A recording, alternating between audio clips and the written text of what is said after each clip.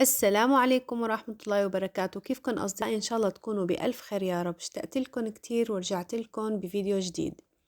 فيديو اليوم فيديو خريفي كتير حلو. رح أعملكم اليوم أكلة أبو بسطي. أنا عملتها قبل هالمرة بس اليوم رح أعملها بنوع يقطين تاني. صراحة بعد ما جبت هاي اليقطينة اتعذبت كتير بتقطيعها وبتقشيرها، يعني ما بنصحكم تجيبوا نفس النوعية إلا إذا كانت ما شاء الله عندكم يعني عضلات وبتقدروا إنكم تقشروا هيك نوع من اليقطين. بعد محاولات كتيرة يعني قشرتها بصعوبة طبعا، وهون عم فرجيكم القلب تبعها كيف موجود. بعتقد انه هي فيكم تقطعوها بالنص وتحطوها بالفرن بتطلع كمان طيبة. هون بعد ما قشرتها وقطعتها لمكعبات، غسلتها ونشفتها منيح، وبدي هون اقليها بالزيت يعني مثل البطاطا المقلية. حطيت هون كمية زيت وراح اقليها لحتى تتحمر شوي، يعني مو ضروري تستوي على الأخير، تتحمر تساوي هيك طبقة قشرة عليها. هون بعد ما حمي الزيت نزلت عليهم اليقطين، قليتهم على دفعتين. بعد ما راح اقليهم راح بلش جهز اللحمة والصوص تبع هي الأكلة.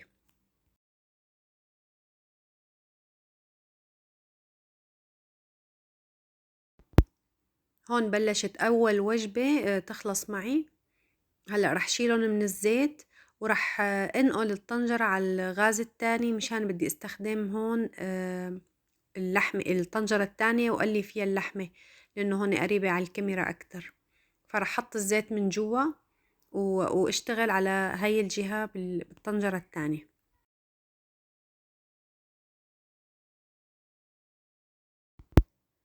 وهلأ هون بين ما تستوي الوجبة التانية رح بلش قلي اللحمة. حطيت هون شوية زيت ورح أفرم عليهم بصلتين صغار، يعني رح أفرمهم فرم وسط، لا خشن ولا ناعم. فيكن تحطوا بصلة واحدة وفيكن تحطوا تنتين، وفي ناس ما بتحط لها بصل، يعني بتصير هيك وبتصير هيك، بس أنا حبيت أضيف لها بصل اليوم. رح أفرمهم دغري فوق الطنجرة وجهز مشان اللحمة.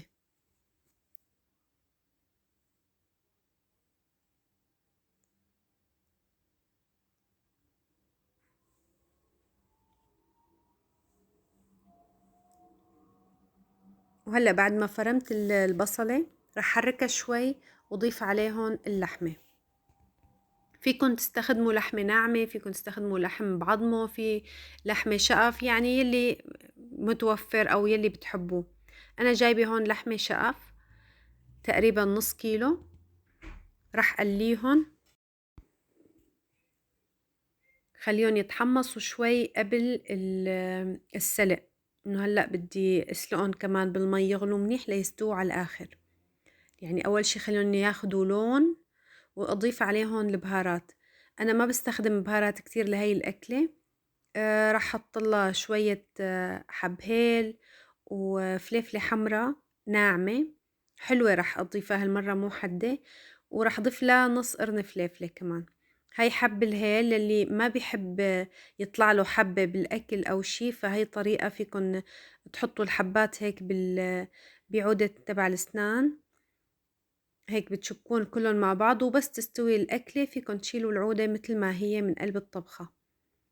طريقة كتير سهلة لأنك تشيلي البهارات من الأكل. وهلأ بعد ما حطيتهم رح أرجع أقلبهم شوي تطلع نكهة الهيل بقلب الأكلة. وهون اليقطين استوى الوجبة التانية فصاروا جاهزين. هلأ رح شيلهم من الزيت ورح كفي شغل باللحمة.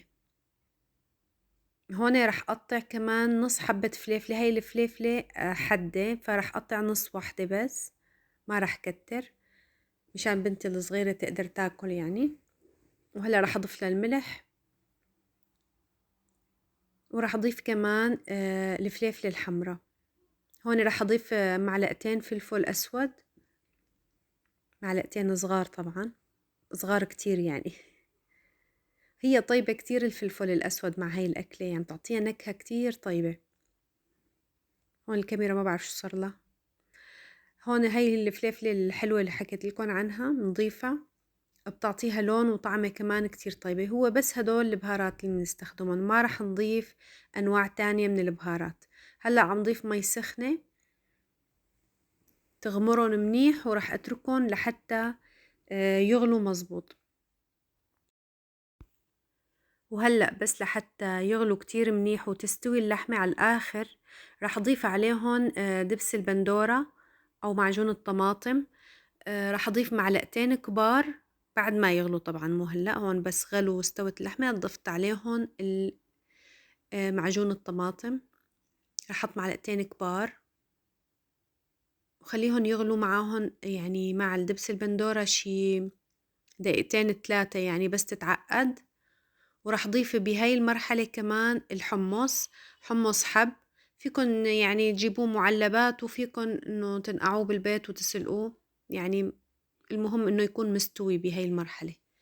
يعني هون هذا الحب كله مستوي، راح أفضيهم أنا هلأ وأغسلهم منيح من المواد الحافظة اللي فيهم، وحطهم فوق المرقة. هلأ بعد ما غسلتهم راح أضيفهم. هي كتير طيب معها الحمص، يعني بلا الحمص ما راح تكمل الأكلة. هلأ في ناس تحط برغل جنبها، وفي ناس بتعمل رز. أنا كتير أحيانا بعمل جنبها برغل بشعرية، بس هاي المرة رح حط عليها جنبها رز، مو متوفر عندي البرغل. بهاي الأثناء بين ما تغلي المرقة كتير منيح وتعقد، قلت خليني قيم هالكم غرض من على المجلة وشيلهم من قدامي وجهزهم مشان بكرة للفطور. يعني هدول لأسبوعين رح أجهزهم. في كان جبنة بالليدل عليها عرض، جبت منها. وهذا الزيتون الأسود كتير منحبه، منشال البذرة منها يعني. فأنا بخلطهم مع بعض، كتير طيبة، جربوها عن جد. وبيضل وقت طويل، يعني إنه ما بيخلصوا بيومين الجبنة، فبتعطي بركة ما شاء الله. عملت منهم تقريبا مرطبانين. رح أخلطهم هيك مع بعض وبحطهم بالبراد. يعني انتوا إذا بتحبوها حرة فيكن تضيفوا عليها كمان حر، فبتطلع عن جد كتير طيبة. بس أنا بنتي الصغيرة ما بتاكل حر، مشان هيك ما استرجي تضيف عليها الحر. بس شوفوا عن جد منظرها كتير بشهي للفطور. بعد ما حطيتهم بالمطربانات، فتحت كمان كيس الشنغليش، كمان جايبة معي شنغليش حد، حطيته بعلبة مشان جهزه لفطور بكرة إن شاء الله. يعني هدول بشتري كل أسبوعين أنا مرة منهم.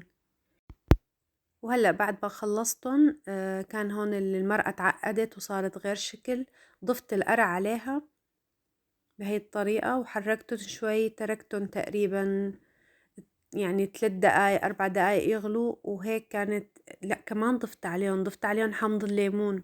هلأ فيكم تضيفوا ليمون عليهم، بس أنا صراحة حطيت حمض الليمون لأنه أسهل وأسرع. الولاد جاعوا وأنا تأخرت عليهم بهذا اليوم لأنه كان عندي كتير شغل، فلقيت أسرع إني خلص. وهيك صارت الأكلة جاهزة والرز استوى والأكلة استوت، وهلأ وقت نسكبهم. عن جد كانت كتير طيبة. فيكن تعملوا هاي الأكلة بأي نوع قرع موجود عندكن. أنا حبيت جرب هذا النوع، هاي أول مرة صراحة بجربه. هو قريب للقرع تبع سوريا الكبير، ونفس الشي، وكمان قاسي مثله. يعني أنا حبيت القرع التاني هداك اللي قشرته أورنج لأنه طري وسهل، مو مثل هذا كتير قاسي صراحة. بس عن جد كمان كتير طيب، بعتقد خرج مربى كمان. بس عن جد أكلة يعني غير شكل، لذيذة وبتشهي يعني، وبتدفي القلب بالشتاء. هلأ بالخريف، مو بالشتاء، بالخريف. يعني أنا بعتبرها هي الأكلة خريفية، كل خريف أنا بعملها. يمكن بعملها بالسنة مرتين، أو ما إيه مرتين. هديك السنة عملتها مرتين، هاي السنة هاي أول مرة.